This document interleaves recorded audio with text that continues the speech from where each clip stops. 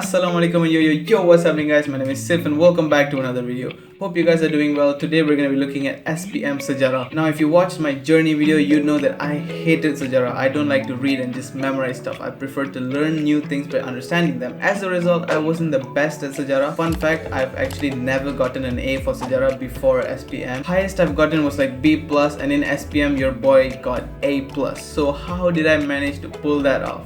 I'll show you. Step 1. Pick your thema wisely. Just like my advanced video, I advise you to watch this video once, print the files using the link in my description, and watch the video again to highlight the important points because it's about to get a little heavy. Now some people might not know this, but Sejarah is actually divided into 6 parts. Ada 6 tema, tema 7, 8, 9, 10, 11, 12. And below the title of each thema, I've added the objective pembelajaran from the textbook for your reference. For paper 2, there will be at least one question from each thema. If you look at the previous SPM paper 2, question number 1 is from thema 7, question number 2 is from thema 8, 3 and 4 are from thema 11. And when I continued to look at section B, I got a conclusion that these are the marks that you can potentially get from each thema. By looking at the mark allocation and the size of each thema, I decided to remove thema 11. So what I did was I tried to master all the other themas and just go through thema 11, main baca je, just in case. I chose those themas because I wanted to get A+, and I was also really bad at the Form 5 topics. If you want to get pass or credit, I suggest you to focus on thema 7, 9, 10 dan 12 because these are the shortest thema, but again,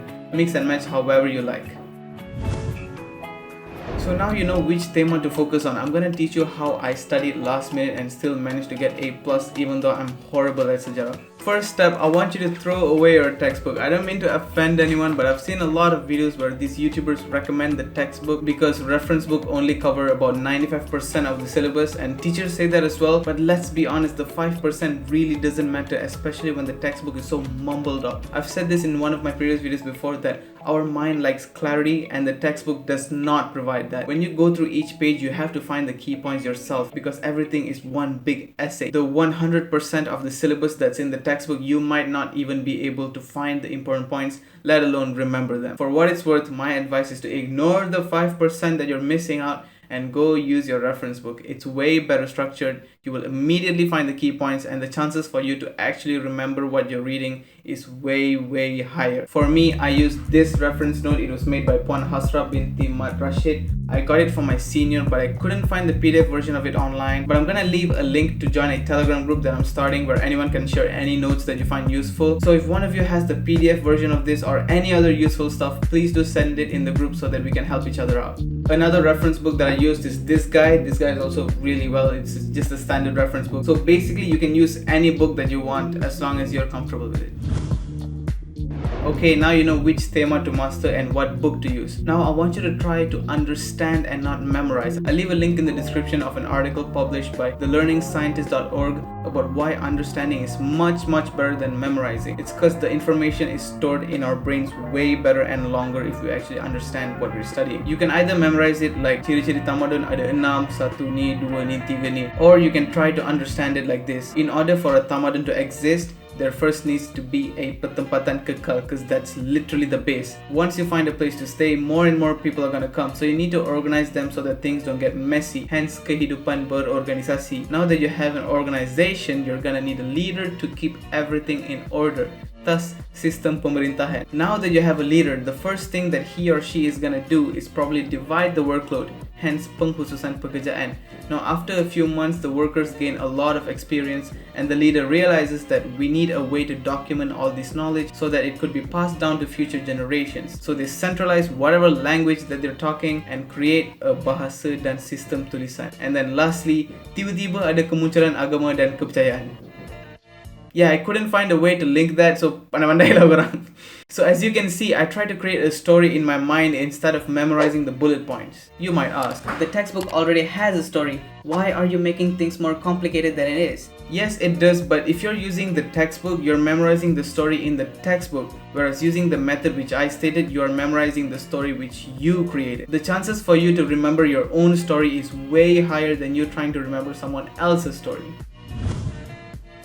For paper 1, I've said this in one of my videos before, more than 30 out of 40 questions are soalan ulangan from past year papers. I completed this compilation of past year questions which are arranged by topic to prepare for paper 1. I'll leave a link for this right below the like button for you to download.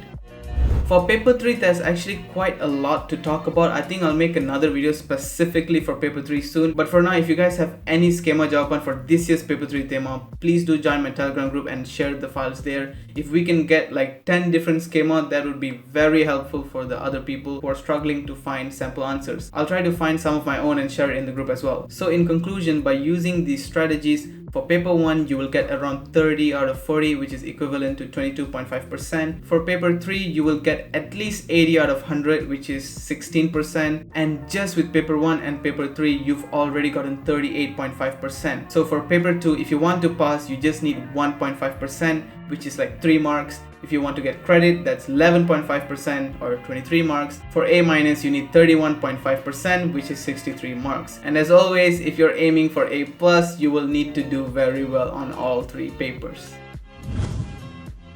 I've received some messages saying that you have no idea how to study, and I understand why the pressure is really getting to you. So this is exactly what I want you to do if you don't know how to study. The next 2 days, I want you to only study Sejarah and Sejarah only. For example, let's pick the 4 easiest tema. Tema 7, 9, 10, 12.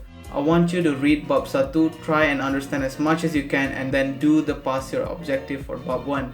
And then Bab 2, 3, and then skip all the tema 8 topics and do Bab 9, 10. Continue this for the Form 5 topics, do as many topics as you can, and then I want you to do trial papers. Pick questions from the tema that you chose, but I don't want you to answer them. I want you to read the question, think about it for a few seconds, and then terus baca jawapan. You don't have time to answer them anymore, but at least by reading them, you'll still gain some knowledge.